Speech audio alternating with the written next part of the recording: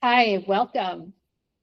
I hope that you're here because you are ready to become a plant medicine yogi. And maybe you don't understand what all that means right now. That's perfectly fine. That's what this is for. So welcome one, welcome all. I hope that you can devote a little bit of time to yourself to really take some time to understand these principles. And I'm hoping that this will open up ultimately avenues for your own self-exploration. This isn't a one path, do this exactly type of a masterclass. In fact, it should just whet your palate for what interests you, what resonates with you, and where you go from here. Most of you have engaged in plant medicine work, and that's why you're here, because I've shared this link with you following your retreat as part of your integration. And I think it's something that's been developing over years of me going through my own process and finding that all roads lead to the same places, and we'll reference that a few times here. So I just want to say that I'm going to start off very informally with all of this.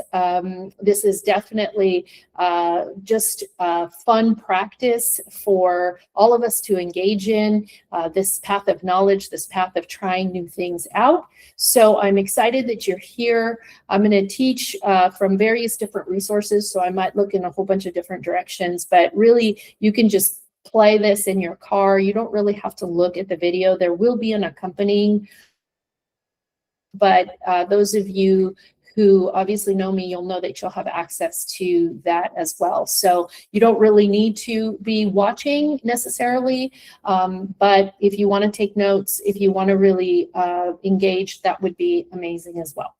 So let's get started. I'm going to share the presentation I've put together, and we're going to start going through it together. So here we start with plant medicine yogis. This is the Ashtanga path for self-realization. What does all that mean? We're going to dive deep into it, so don't worry about it at all if all of these terms are kind of elusive or don't really mean anything.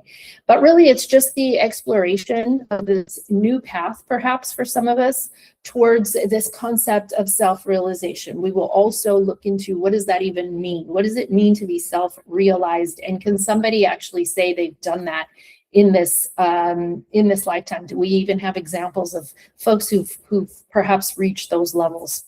And of course, it is through the lens of plant medicines, because that's why we're here. That's what started this conversation, perhaps, for some of us, but it doesn't have to only be plant medicines. As you'll see, it actually incorporates all types of healing paths and walks of life. It does focus on an ancient sage who wrote a how-to text, which is what I'm hoping you're interested in as well. And so that's Patanjali's Yoga Sutras. That's the really deep dive we're going to do into that ancient text. So I will go into a brief kind of journey of, I would say, into myself. And I really put this slide last, believe it or not. A lot of you already know me, and so it's kind of like I didn't think it was necessary. But then I thought, you know what? I have through a path of transformation, at least I believe so. So I think it's important just to share with you, not from an ego perspective, and I really hope that you get that from where I'm at in my life now, but really more so of what I am no longer. If you actually looked me up on LinkedIn or something like that, I've actually abandoned that quite a bit ago. And I don't know, I haven't really been brought back to it. That's part of this process that we'll talk about. So my name is Jessica Avancina. That's kind of my professional married name.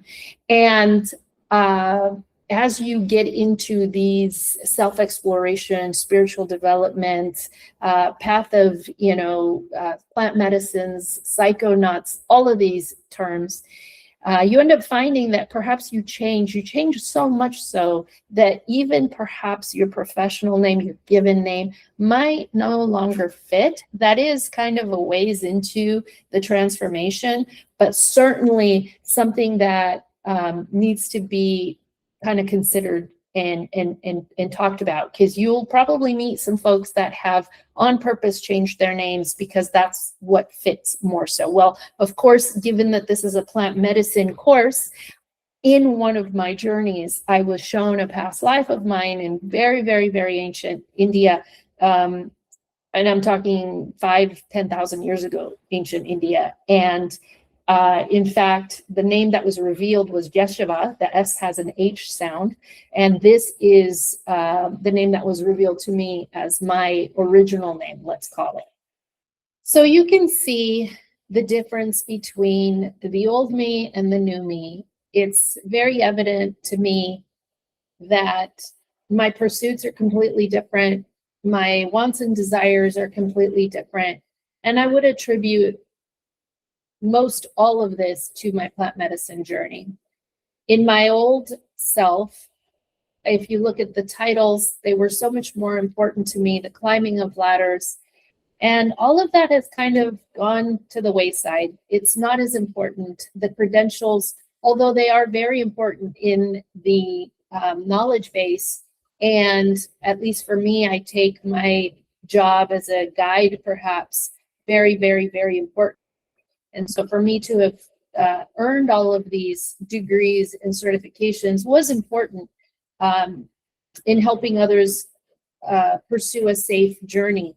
However, no longer looking for those types of opportunities. I'm really looking more to expand my yogic knowledge and just go more within and trust that learning. I have a quote here that I came up with, and that is that we truly do forget that we're living expressions of source, or whatever you call that for yourself, and that our spirit doesn't really care for the material things or the career path or the money or a lot of the things that we are sold as though that's what we need. But in reality, your soul came here for experiences, to grow, to learn from them, to know what it's like to feel this or that. And it's almost like you want to check those boxes that your soul wants to experience. And once you do, that kind of goes away. It's almost like, you always wanted this kind of car or this kind of thing. And once you obtain it, it kind of goes away because that itch has been scratched or that need has been fulfilled. So I feel like the soul is very much the same way. So if you're already on this healing path, that's because perhaps you're an old soul. Perhaps you've already been there, done that. Perhaps you're ready for something different than you have been doing. And so this was just my walk, very particular to me, not at all a how-to or a guide, but I'm just showing you how this experience for me unfolded.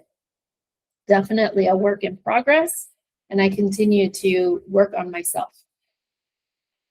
So yoga, I want to share with you guys, this is the biggest misconception, at least it was for me.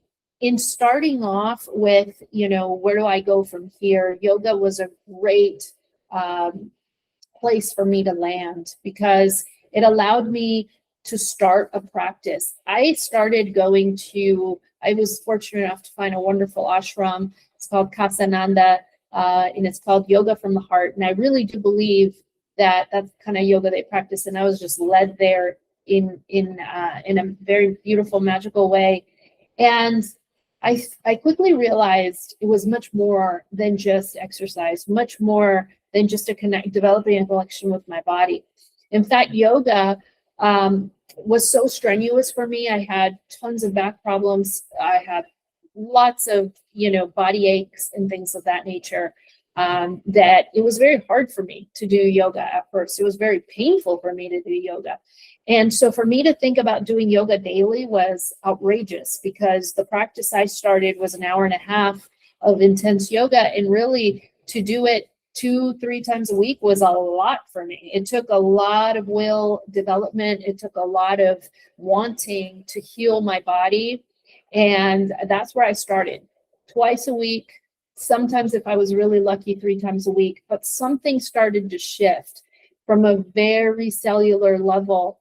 And coupled with my medicine journey, sometimes I would go into a shavasana and I'd see the visions again, the sacred geometry, the colors, the messages. So it was very, very, very much connected to my medicine path. I just didn't know how it was all kind of getting put together. But if you look at this, at these pictures here in the presentation, you'll see that, this is what actually probably deterred me at the beginning from entering into a yoga practice or thinking that that's all yoga was, right? There was a person in my yoga class who was older than me, and they were doing some amazing things. And that's what actually gave me some courage of like, well, maybe if that person can do it and they look pretty normal, maybe I can too. But I certainly thought that this kind of posturing of doing some pretty superhuman moves seemed so far removed from my pain level in my body, from the level of fitness I was in, all of these things, that it just seems like almost ridiculous. And that's not really what I wanted to do. So I want you to know that the traditional idea around yoga, of yoga body as a branded lifestyle, maybe even a religious influence, all of that is really not what yoga is. And so here, I hope you are here because you want to broaden that definition of yoga, that practical application for you, the normal person, not the one that is going to stand on one toe or on your head. And it's very, very relevant to the work we're doing in plant medicine world. And you'll see how. I want you to kind of put aside the stereotypes, what you already know, and give it a brand new look. So let's talk about what this isn't going to be. It's definitely, I'm not going to ask you to do any physical practice whatsoever. That's not at all what this is. So if you're thinking I'm going to give you some instruction on yoga, breath work, the asanas, which are the postures, that isn't what this is. It isn't at all about technique or that kind of practice.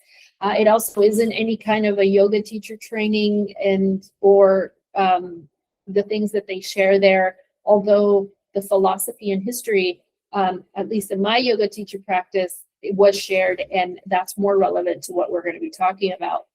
It's also not any kind of religious instruction or suggestion that you should take up a different ideology or anything of the sort. We're not going to look into Hindu, religion, and it's really just more so, in my view, a tradition rather than a religion.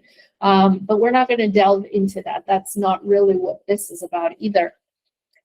So what is it? What are we going to talk about more so? We actually are going to focus on the method. So the how-to, the methodology, the step-by-step, how do we get from here to there? And there, we're going to break it down. We're going to talk about what is that self-actualization that gets thrown around. We are going to use the sacred text of the Yoga Sutras. And we're going to do a deep dive or an analysis on how that ancient text written thousands of years ago actually has complete relevance to today and in our lives. And so this is kind of what we're talking about to help us in these transformative moments post a medicine retreat. So let's start with the definition of yoga. What does it even mean? Well, yoga comes from the Sanskrit word yug, which we will talk about Sanskrit because it's very important to understand why is it even important that it comes in these languages and why are the translations so difficult. Well, specific to yoga, we just kind of made it a Western world yoga, but it's really yuga. And it's called the union. It's a loose understanding of what the word means is the union. And most people interpret that to mean the mind, body, and spirit connection, the union. That's at a very self level.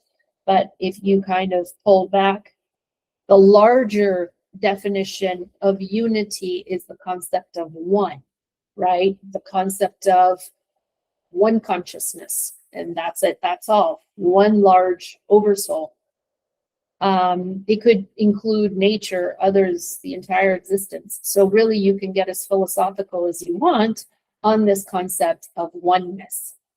Now that goes completely counter to the ego or the duality split that we currently live in this 3D world, right? So where we live, where we work, where we rationalize and think our day and all of this is in this 3D dual world. Everything functions on a duality. So obviously the most common and easy to grasp is like hot, cold, up, down, light, dark. So these are some of the basic concepts of duality that allow our planet and our current existence to function. It also provides our individual identity. If you go back to my second slide of, who even is this character that is talking here before you? Well, and I've gone through this transition of, well, this is how I defined myself before. This is how I'm defining myself now. But nevertheless, all of that, even the current definition, is part of this label making, meaning making of who I am as a separate person. So it's everything, including, my culture, my age, anything like that defines me. So the role of the ego, though, I want to be clear, is not something we're trying to eliminate as evil or bad. We're just trying to, like in mindfulness, right? Mindfulness is a very vanilla, concept of yoga, a lot of the concepts of yoga. So with the role of the ego, it's not the evildoer. It's not the one we need to carve out and throw away, although that might seem like what I'm trying to do in that second slide, right? I'm trying to maybe shift who I am. But if I were to get rid of the ego altogether, then you get rid of the container, right? Then I would just spill over all over the place. There's a great book and even smaller TED Talk that you can find on YouTube. And it's My Stroke of Insight by Dr. Jill Bolte Taylor, who is a neuroscientist. She experienced the loss of her left hemisphere of her brain. And so she was able to experience from a very in-depth perspective, because remember, she's a brain doctor, of what is it like to just turn off the left side of the brain as though it had a switch. And hers went back and forth as she lost blood flow, but she was able to just be in the right and experience what does that feel like. And the right is that expansive spirit self, the part that we get to really see and feel in plant medicine, the part of you that, if some of you have done Bufo, is the part that after you dissolve the body and the mind, what's left. So she experienced that while living and not taking any medicine, but just having a stroke and not being able to utilize the left part of her brain. So that showed us, what is it like to be alive and cut out the ego? Well, for her, very much so.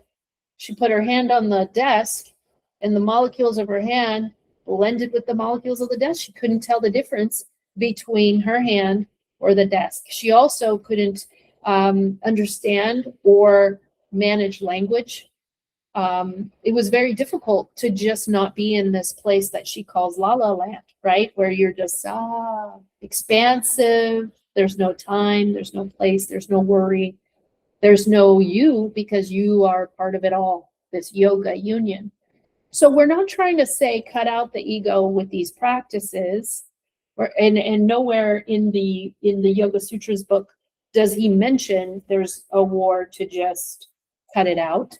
It's more so just identifying those two parts of yourself that eventually can come to be one and live in harmony. So yoga's role through all their various different practices is to rectify the false belief of separateness. And I love that statement, because we are not separate. We've never been separate. We've never not been this spiritual being.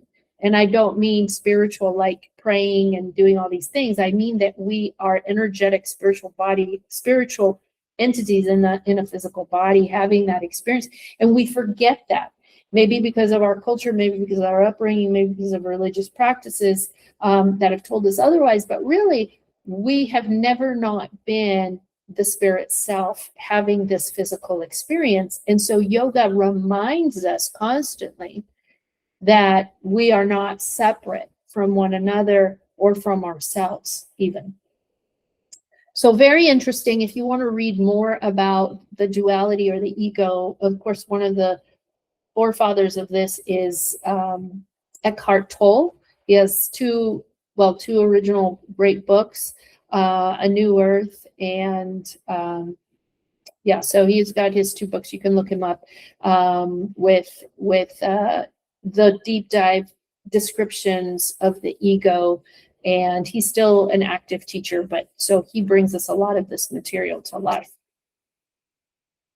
So let's continue in this conversation. Who was the sage we are talking about so much? So Patanjali could also be pronounced Patanjali, but in any way, he was just an ancient sage and practitioner of yoga who his big claim to fame was going around to the various decentralized yogic communities that would be living in the forest. They're very much in nature, but they're all practicing in a decentralized, independent way. So some were focusing more on meditation, some were focusing more on the body, some were focusing more on service, all kinds of different avenues that were leading to the same place of self-realization. So what this ancient sage did was go through all of these different communities and learn from them what was the tenets and the core belief systems of all of them, and where he saw the overlap in the truth. What is true, right? The truths. And so he compiled either 195 or 196, depending which text you look at, of these yoga sutras, which are these guidelines or these like three-worded truths. So he went through and did that. Now, the time frame in which he lived, of course, is very here, there, or everywhere, but anywhere between 200 to 400 before Christ or after Christ, right, is when he was around doing some of these things. Now, prior to that, it's very fuzzy. How long had these yogis been practicing in the woods, independent of, life? Well, who knows, right? Some people say 8,000, 10,000 years ago. It's difficult to find evidence. There is one kind of like pictograph where there's someone sitting in a lotus position, so they're assuming, well, that's our first kind of reference to yoga anywhere.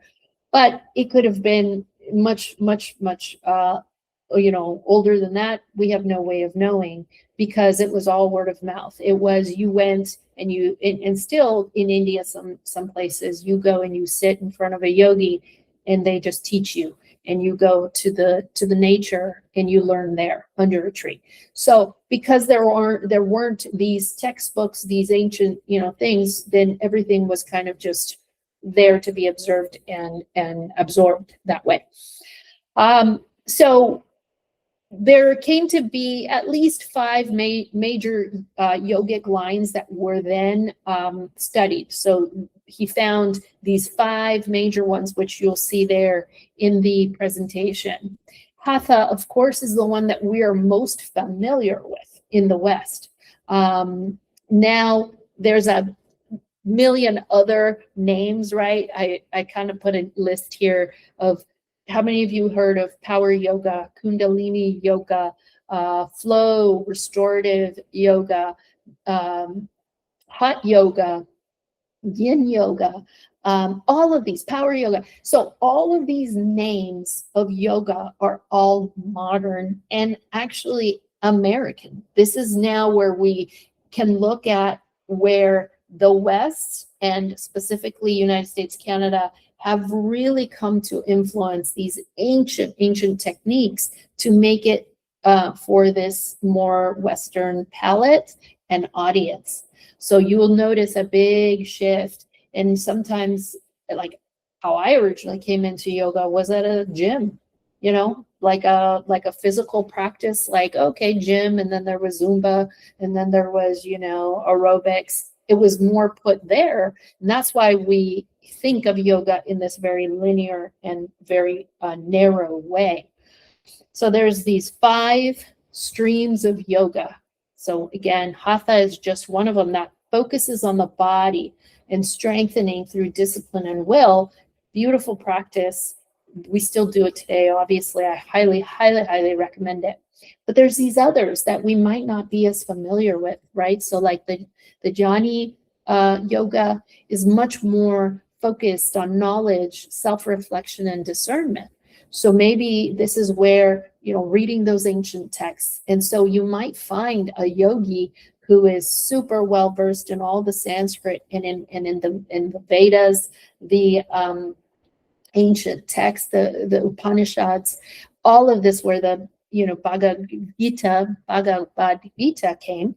And so with that, it would be a very narrow focus there with the jnani. And I would say that with us in the plant medicine world, we kind of come in at this self-reflective discernment with our practice in plant medicines, because really it's all about going within and processing information and seeking wisdom and knowledge. So I would say, if anything, we fall there.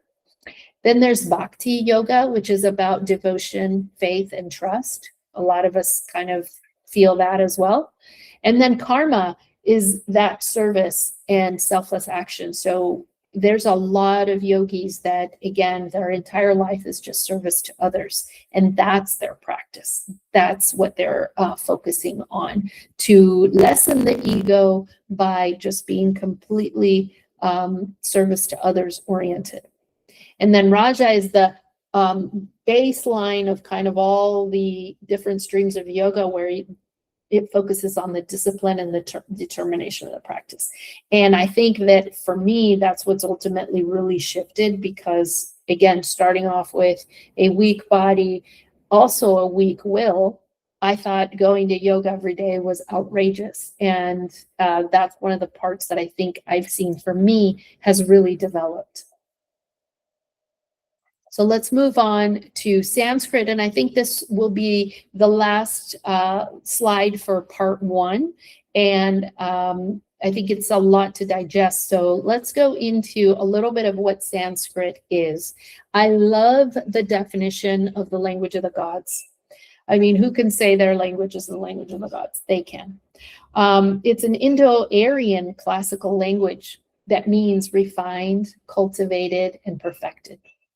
So with the Sanskrit, there's the concept of sound as ultimate reality. Whoa, that's a lot right there. If you can just, I'm going to say that one more time. Concept of sound as the ultimate reality. Oof, as plant medicine yogis, we often think a whole lot about what even is reality, much less what's the ultimate reality. And so that's this concept of Shabda Brahman. And so with Sanskrit, I'm going to kind of give you some of this and we'll talk about it. It's more about thinking of the language as thought packages. So when you're in plant medicine journeys, I want you to think back of a time when you were given information, either by a loved one, an entity, I don't know what, but you just knew. You just understood what they were trying to tell you. And it wasn't like these long paragraphs, kind of like I'm doing right now, to share information and to convey a meaning. No, in plant medicine world, it's all telepathic and it's quick, right?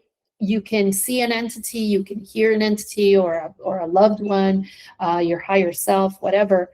And you just know who they are without maybe even seeing them. You know what their intention is. You know what message they're trying to share with you. Sometimes you hear it. Sometimes you just know it. So Sanskrit is very similar to that. So I want you to really kind of think about your medicine journeys when you've experienced that kind of thought package that just kind of gets dropped and you just get it. This is the same. That is what it's trying to say. Sounds are believed to match the energy of the object and the concept represented. So this is why it's so hard to have a really good translation of a Sanskrit word, because it could mean a concept. So where it would take like a paragraph for us to kind of say what this might be, in Sanskrit, it's the way you say it, it's how you say it, all built in to the one word. So the power lies in the vibration, not just the definition or how the word is written. So words contain layers of meaning that are difficult to capture in other languages. And that is why too, the way you say something is very critical in Sanskrit, because it's the vibration that you're trying to hit, right? And now you guys can start thinking along the lines of mantras. That's why the mantras are said in certain way, certain repetition, and things of that nature. We'll talk about mantras a little bit later on, a little deeper. So in English, we have a few words actually that come from ancient Sanskrit that we get from that language, like jungle, shampoo, guru, karma. But also I was thinking very recently the word yay, like yay, I get to stay home today. In India, you'll say J, Jai, and then usually the name of a deity, right? Like the Great Mother. It would be like Jama, like yay, hail the Great Mother, blessed be the Great Mother, something like this, right? So all of the greetings that are preceded with J is kind of like our word yay. So that's how it all kind of ties in with the Sanskrit. So it's very critical how the language is used, and why it's still, if you pick up the Patanjali's work, you'll still see the written, then you'll see how it's phonetically pronounced. And usually all of these 195, 96 sutras are chanted. And if you can believe somebody knows them by heart, they do. I think that's also part magical, right? But all of these sutras are chanted, and that's how they deliver their information, much more so than just their meaning or whoever's interpreting them. You're just receiving the vibration and the thought packages of information just by listening. That's why they say, like in yoga class, they'll use some of the Sanskrit in the pose, in the postures. And that's because they say, even if you don't understand what it is, your cells do, your energetic body does. When you're hearing the specific word in Sanskrit, then you are also ingesting it in a different way than just your ears. So thank you so much for devoting this little bit of time for your first class. Please come back. We have so much more to dive into. I hope you found this interesting and exciting, and let's come on back for the rest as soon as you can. Thank you. Namaste.